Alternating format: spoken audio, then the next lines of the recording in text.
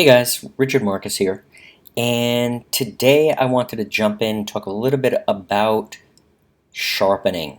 And there's a lot of different programs out there, a lot of different techniques to sharpen your image, but today I wanted to talk about something specific that I do to sharpen my image, to kind of bring them over the top. And I do have a lot of people that are always asking me, what do you do? What do you use that gets your image so sharp? And I always tell them, the one thing is you want a sharp image, but you have to be careful because you don't want to over sharpen an image. And a lot of people have a tendency to over sharpen, and then it becomes a little pixelated. It doesn't look right. It has a very fake look to it. So you need to be careful, but at the same time you do want your image sharp, because when you do it, it makes it look very crisp, clean, and gives it that real punch that you're looking for when you're working in photography. So I'm going to jump into it right now, and I need to start off by saying, obviously you need a couple of different applications. And number one, you're going to need Photoshop. As you see, I'm using Photoshop. And the other program that you're going to need is Topaz Denoise. Now, Topaz has an entire collection of modules. I think you can buy them individually. Topaz Denoise is the one that I use here, and I find it very, very effective. So, just to give you an idea, what I'm going to do is I am going to take this image here. Let me just zoom in a little bit. So if I were to zoom in, a lot of people would tell me, this image is very sharp. It looks really good. There's not too much I need to do with it. And normally I would say, hey, you're right, that's good, it is pretty good, but there's a way of giving it a little more punch. Now you can take this technique from an image that really isn't that sharp and really give it that extra crispness. Now keep in mind something, that if that image isn't sharp out of the camera, there's really not much you're going to do to make that image really sharp. It's just kind of the way it is. But if the image is sharp, and you're working on it, you can give it a little bit of extra crispness, and I'm going to show you how to do it right now.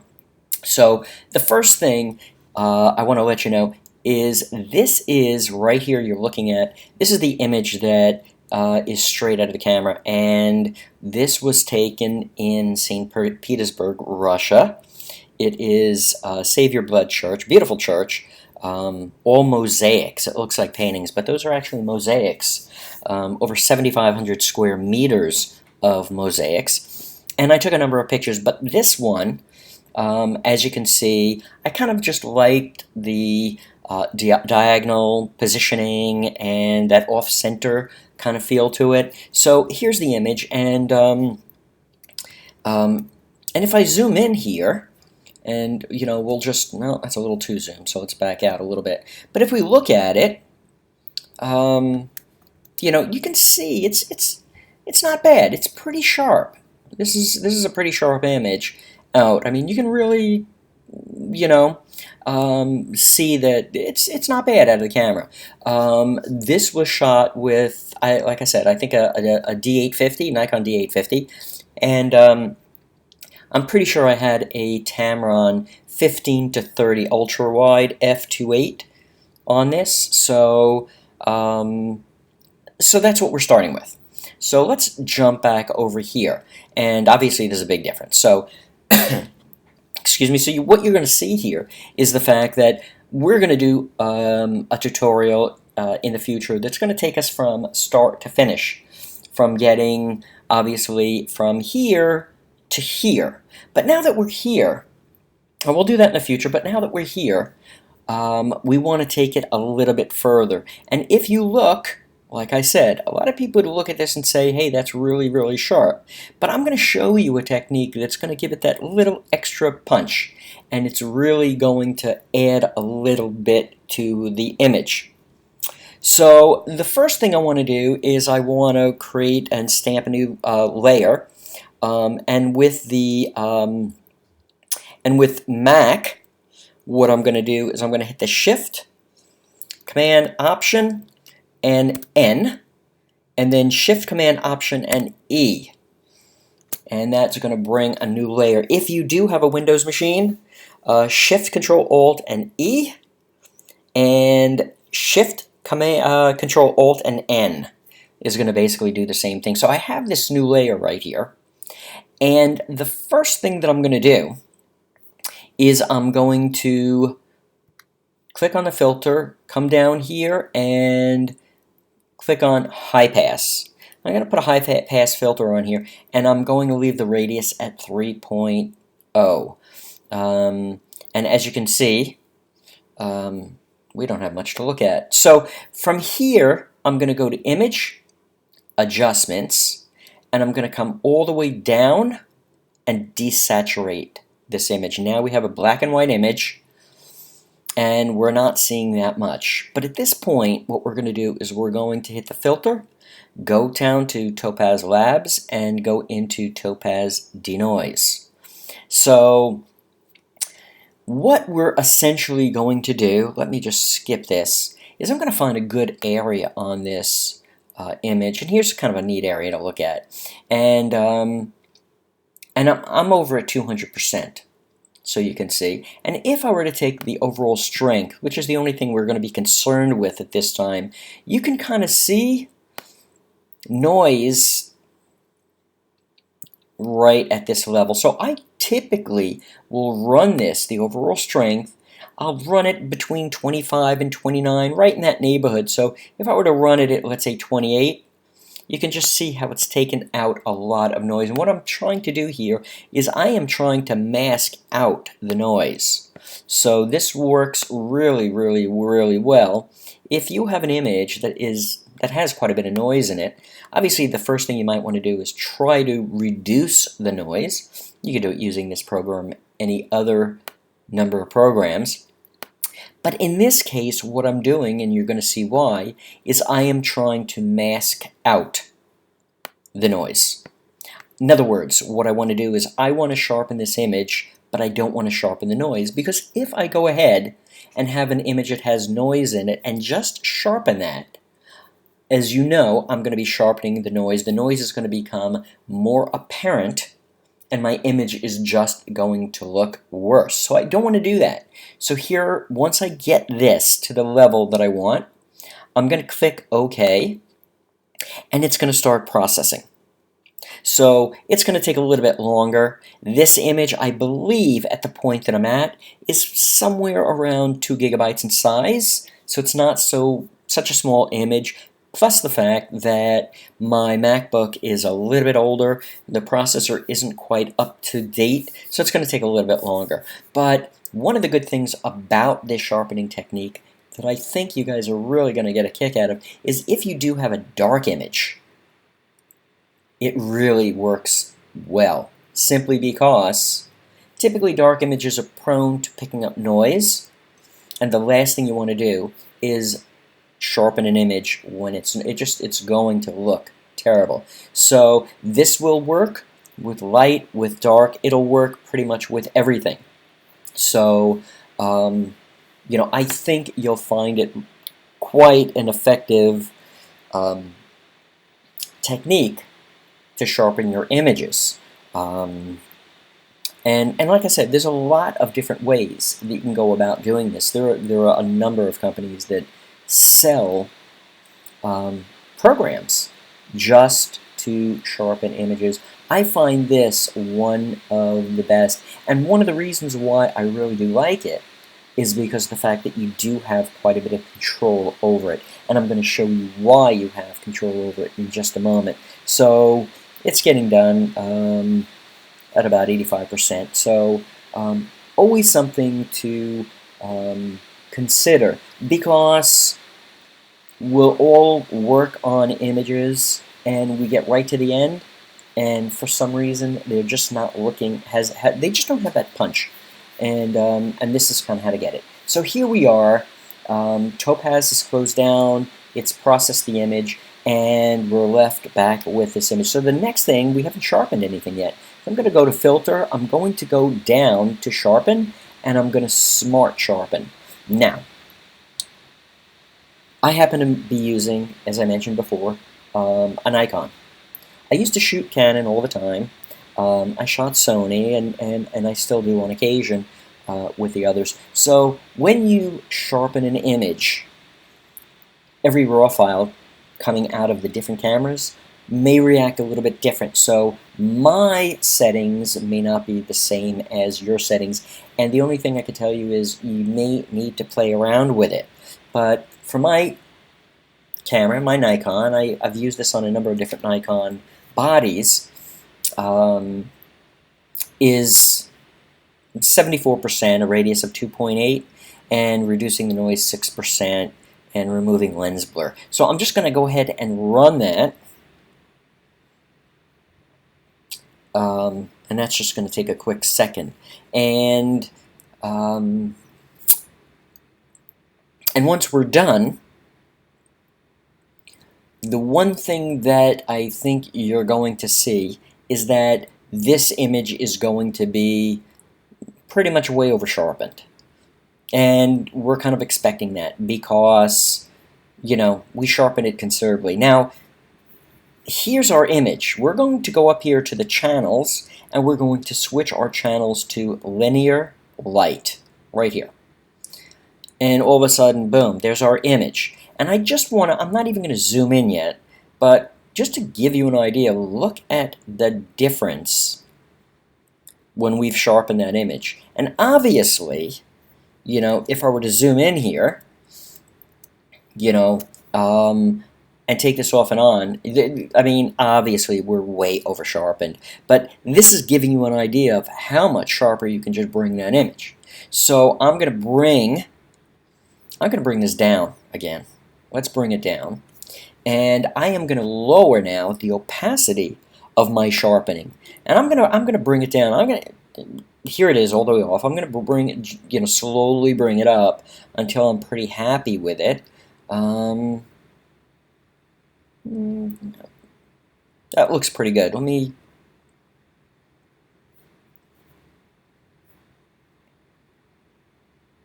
So that's pretty darn sharp. It's right at this point.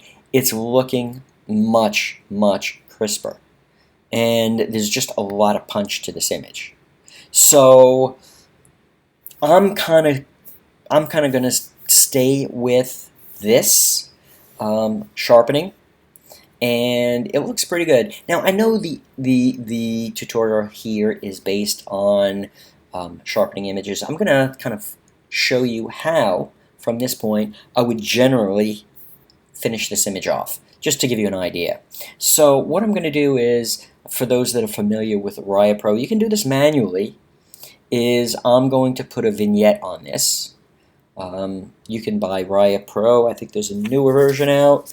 It's a great program. But this image now is way too dark. So the first thing I'm going to do is I want to look in my corners, and I want to bring the opacity of this. Well, before I do that, let me throw a mask on here. And I'm going to bring the opacity down to, I'm going to look in the corners here. I think that's pretty good. I think it's pretty good. So what I'm going to do is I am going to grab a brush, and I am going to hit X and change my color to black. I'm going to make sure I have a soft brush, which I do, and I am actually going to get rid of any of the vignette other than the corners. And by doing this and kind of giving the edges of this image a little bit of a darkened vignette, it's going to give this image much more depth. Let me bring my opacity up here. I'm not sure why I was, but let's do that again, and kind of, we're gonna lighten up these As you can see, I just darkened it, not quite that much, but you know, just kind of just those corners that I wanted. And as you can see, I've darkened them just a little bit. Now, one of the things that that I like to do is um, you notice in here it's a little bit dark. And sometimes what I like to do is just lighten up specific areas, and it gives it more detail, it gives it more depth, and much more of a 3D effect, and it just generally makes the image more interesting. So I'm going to go ahead and grab a curves tool, and I'm going to bring up a little bit, and as you can see, a little bit right there. And what I'm going to do is I am going to hit Command I to invert that mask. I'm going to grab a brush, B for the Mac, make it a lot smaller. I need to hit X to invert my color, so now I'm painting white into that black box to make things visible. I'm going to bring my opacity down. I'll bring my opacity down to maybe 75, 76%, and I have that soft brush, and I'm just going to start painting in here to see exactly how light I want to make this area. And it's kind of nice. I might go a little bit more. Remember, we can always get rid, we can always darken it. We can always bring the opacity of this mask down if we want. And I'm just going to go into these cove areas and just lighten them up. I mean, I just want this stuff to pop a little bit. If it's not enough, you know, bring it up a little more. Just open up your opacity, bring it up so you can see it a little more. You know, this is really kind of a cool area. I love the glow in here. I love the glow here. Let me get these guys brightened up here. You know, and like I said, if you do this, all it's going to do is it's going to bring some depth into your image. You know, give it just areas of interest that you know, that you may not have before. Just stuff like that. Just, you know, it's just so important that you play with it. Just kind of, you know, see what you like. And let's just take a look at that. And as you can see, it just kind of pops those areas. It really does. You know, it gives this area right here just a lot more depth. So I do like that. So for the last thing, I'm going to look at this and I'm going to say, you know something, what I can do is I can actually take, and I'll run another light vignette, and I will put a mask on it, and I'm going to invert that. So you really cannot see anything right here. I'm going to make my my brush size a little bit larger, and I still have my white in the foreground chosen. So I'm just going to lower this opacity down to maybe 70, 65. Let's try it there. And just darken the edges here. And anything that stands out, we want to kind of darken a little bit. And like I said, a lot of what this does is it gives it a lot more depth. I kind of want to darken this area right here a little bit. It's a little bit bright. Now, kind of check it. I'll even up my opacity a little bit. Make this a little bit smaller. Just kind of come around here and see if I can darken a little bit, which is better here. I think that's pretty good. So here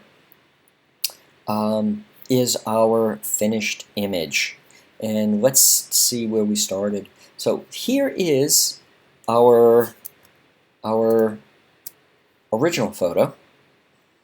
Not much saturation, not much. I think the big thing about this image is that it just really doesn't have much depth to it. It's kind of monotone almost because of the flat colors, And this is kind of what we normally get out of the camera. It's pretty sharp, and I could just saturate the picture and leave it alone. But when we take our image and we saturate, we find different points to brighten it up, give it a lot more punch, sharpen that image. And I'm just going to come back here just a little bit at a time, just so you can see. Let me move this out of the way for you and just take some of these things off so that you can kind of see where we came from. So this is where I basically had the image, and here we sharpened it, just so you can see. If you kind of look in this area right here, in this area, there's quite a bit of difference in the sharpening. There's our vignette. Here's our brightening. And here's our final vignette. So that's about it, guys. And like I said, Photoshop, Topaz denoise, and just a little bit of creativity. And as you can see, we didn't over sharpen. We gave it just a little bit, and it's more than enough. It's perfect for what we want, and it gives the right amount of detail that allows people to see all the different aspects and the intricacies of the detailed ceiling of the church. So I want to thank you guys for hanging in there with me and watching the video. We're going to have more tutorials, and like I said, I plan on doing a tutorial that takes us from the beginning of an image, something like this, and brings us to the final stage of something like this.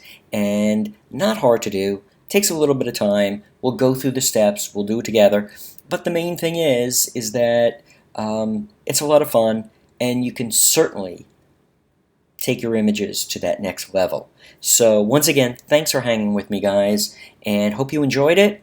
If you haven't subscribed, I'd truly appreciate it if you did, and hope to be seeing you guys real soon. Thanks for stopping by. Have a good one. Thank you.